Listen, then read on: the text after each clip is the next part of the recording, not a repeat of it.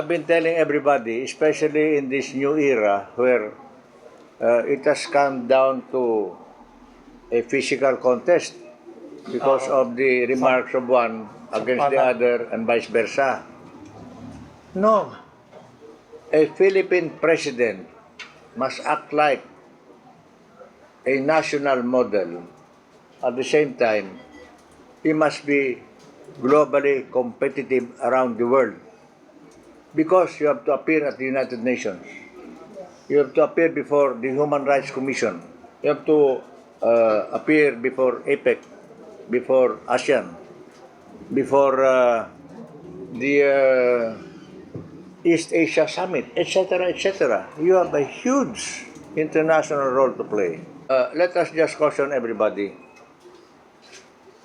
that we are no longer what we are because we are going to be something else. We're going to transform into a Philippine leader who is globally competitive and respected, assuming that we occupy that position. But even as just a candidate, we must show that we can deal with all kinds of situations around the world.